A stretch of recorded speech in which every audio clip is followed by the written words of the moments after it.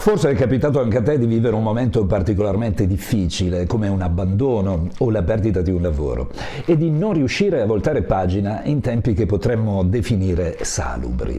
Probabilmente in quei momenti i tuoi amici e le persone a cui stai a cuore ti consigliavano di non pensarci, e tu lo trovavi anche un buon consiglio, ma dal dire al fare c'è di mezzo il mare. A seguito di eventi particolarmente impattanti sul proprio sistema emotivo o di cambiamenti drastici non voluti, generalmente le persone reagiscono in due maniere differenti.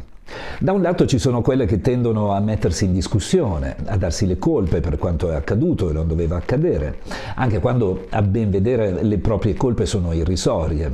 Dall'altro ci sono quelle che macinano rancori e risentimenti verso gli altri attori della scenografia, anche quando, se facessero un onesto esame di coscienza, potrebbero rendersi conto di aver sbagliato qualcosa.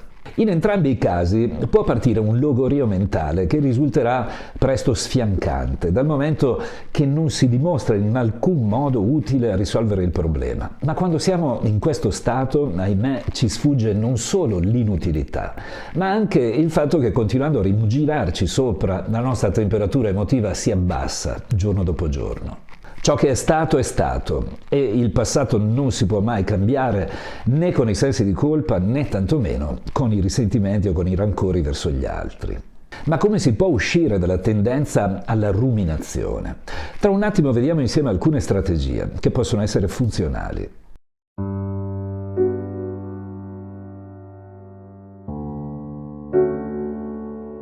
La ruminazione sul passato può declinarsi in molte sfumature, che però hanno un denominatore comune, ovvero quello di farci rimanere fermi nella palude di pensieri non utili e di aumentare il disagio che proviamo. André Kukla, professore emerito di filosofia e psicologia all'Università di Toronto, nel suo libro Le trappole della mente, che ti consiglio di leggere, dedica un capitolo intero a quella che lui chiama reversione, ovvero una tendenza mentale che ha molto a che fare con la ruminazione. Siamo in reversione quando, a seguito di qualcosa che va storto, rimaniamo ad arrovellarci giorni, settimane o mesi, se non addirittura anni, nei casi più gravi, sui perché, anziché su come andare avanti, su come voltare pagina, facendocene una ragione. La reversione è una vera e propria trappola che ci costringe a rimettere costantemente in scena il passato nella nostra mente, come se potessimo cambiarlo in qualche modo, accendendo delle acrobazie paradossali, quasi sempre sulla base di pensieri disfunzionali come se solo avessi fatto questo, se solo non avessi fatto quest'altro, oppure se gli altri non avessero fatto questo o quello e compagnia danzante. È un po' come guardare ripetutamente lo stesso film in cui il protagonista alla fine muore, sperando ogni volta che non muoia, quando la pellicola ovviamente rimane identica. Spesso aumentiamo il calibro della ruminazione condividendola ad alta voce con le persone a noi care, sotto forma di sfogo, con la vana credenza che parlandone con qualcuno ci alleggeriamo, quando invece è proprio continuando a parlarne che gettiamo legna su un fuoco che sarebbe più sano spegnere. Ma come si può arginare la tendenza alla ruminazione e uscire dal suo circolo vizioso? Ancora una volta, la parola chiave è consapevolezza, ovvero renderci conto sin da subito che stiamo attuando qualcosa di poco intelligente per il nostro benessere. Ma la consapevolezza non basta, se non affianchiamo ad essa anche decisioni e azioni concrete per bloccare il meccanismo. Diciamo che la consapevolezza aiuta quantomeno a poter dire a se stessi: posso tranquillamente rimuginare come ho sempre fatto, nessuno me lo impedisce. Tuttavia, sono consapevole che se apro la camera della ruminazione, anziché stare meglio, starò peggio. Sembra una frase banale, ma ha in sé una forza da non sottovalutare, poiché responsabilizza la scelta sul continuare o smettere di rimuginare. E nel caso la tendenza sia più forte di noi, quantomeno avremo la consapevolezza di stare attuando qualcosa di disfunzionale per il nostro sistema emotivo.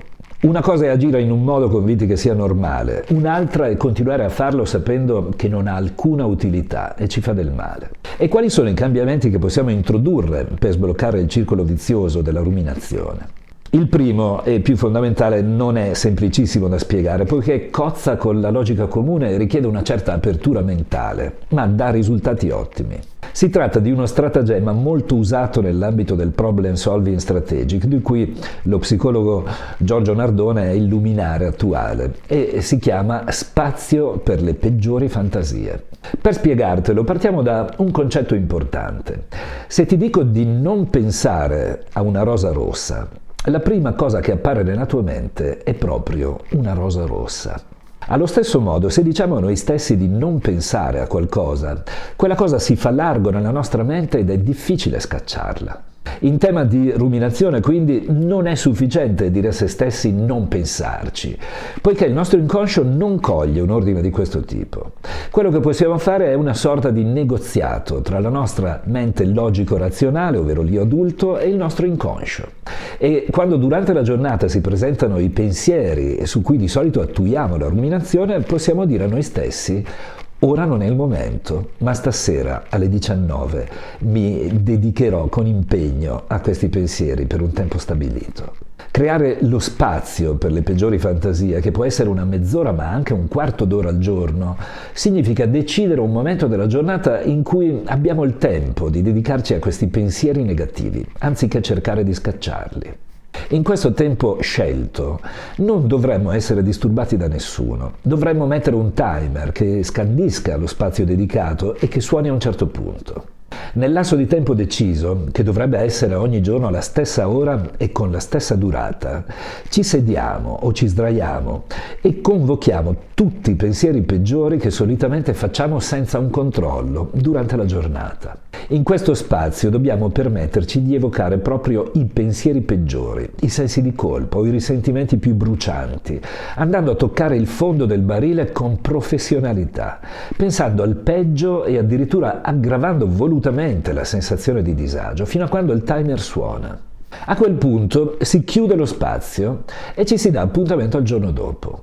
Per le restanti ore dovremmo vietarci di parlare dei fatti con altri, consapevoli che alimenteremmo il disagio anziché ridurlo. E se un amico ci dovesse chiedere di parlarne, dovremmo rispondere: ci sto lavorando, ma preferisco parlare d'altro. Quando durante la giornata si dovessero ripresentare i soliti pensieri della ruminazione, lo ripeto, dovremmo dire a noi stessi: ora non è il momento, ci vediamo stasera alla tal ora. Ma è importante fare azioni concrete che ci aiutino a non entrare nel baratro nei momenti in cui i pensieri bussano alla porta. Dobbiamo spostare volutamente l'attenzione su altro, come parlare con un collega di un progetto, dei suoi figli, telefonare a un amico per fare una chiacchierata, leggere un libro o un articolo con impegno, cucinare qualcosa mettendoci la massima attenzione, andare in palestra, fare sport, guardare un film, in buona sostanza fare qualcosa che sposti la nostra attenzione. Poi, quando arriva l'ora stabilita, anche se non ne abbiamo voglia, dovremo mantenere fede alla promessa e aprire il nostro spazio per le peggiori fantasie. Questa strategia ci aiuterà a fare un fondamentale cambio di paradigma. Il fatto di circoscrivere in un determinato lasso di tempo la possibilità di rimuginare ci permette di gestire la ruminazione anziché subirla. In buona sostanza, mettere e rispettare delle regole di spazio e di tempo su una dinamica disfunzionale ci porta a poterla controllare e a garantirci una mole di ore libere durante l'arco della giornata. Tornando alla metafora del fuoco e della legna, valuta questo. Il fuoco è il tuo disagio, che si alimenta, come abbiamo detto, di sensi di colpa, di risentimenti e delle ruminazioni relative. Quando rimugini senza controllo o quando ti sfoghi con altri, stai mettendo su quel fuoco la legna, un ciocco alla volta, e continui a tenerlo vivo. Se hai mai avuto a che fare con un fuoco reale, sai perfettamente che qualora ci buttassi sopra moltissima legna, si spengerebbe. Verrebbe soffocato per mancanza di ossigeno.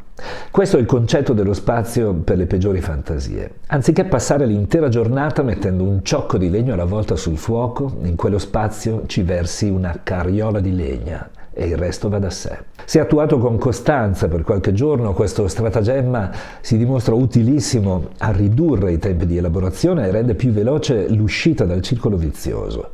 Ma ecco altri suggerimenti utili, che richiedono a loro volta impegno qualora volessi lavorare sul piano cognitivo, anziché utilizzare questo stratagemma. Il primo è cercare di spostare la focalizzazione su ciò che di buono ha la tua vita oggi, anziché fossilizzarti sulle mancanze o sull'evento negativo in sé che hai vissuto nel passato. Farsi una ragione su come sono andate le cose è più semplice se accendi una dimensione di compassione verso te stessa o te stesso. Se continui a pensare alle tue colpe per gli effetti negativi di un evento, gli dai il potere di definire la tua identità. Ma tu non sei solo il frutto di un evento negativo. Pensa a quanti momenti difficili hai attraversato e a come hai avuto la forza di uscirne, magari migliorandoti. Allo stesso modo, se continui ad alimentare i rancori verso gli altri, dai loro un potere immenso sulla tua emotività, dal momento che i rancori in sé non sono mai risolutivi per il cambiamento e, anziché farti procedere in avanti, attualizzano il disagio ogni volta in cui li evochi. Domandati perché dovresti dare potere al nemico, quando darlo a lui significa toglierlo a te stesso. E guida la tua automobile guardando davanti a te, non con gli occhi puntati nello specchietto retrovisore, perché rischi di prendere il primo lampione e di farti molto male. Concludo con un breve concetto che ha a che fare con la nostra fisiologia. Rimuginare in maniera reiterata su qualcosa che non è piacevole manda in circolo una serie di sostanze piuttosto tossiche nell'organismo, tra cui il cortisolo, l'ormone dello stress, che è particolarmente benefico in dosi costanti e giornaliere, anche per la nostra salute fisica, oltre che per quella emotiva. Ci rivediamo tra una settimana.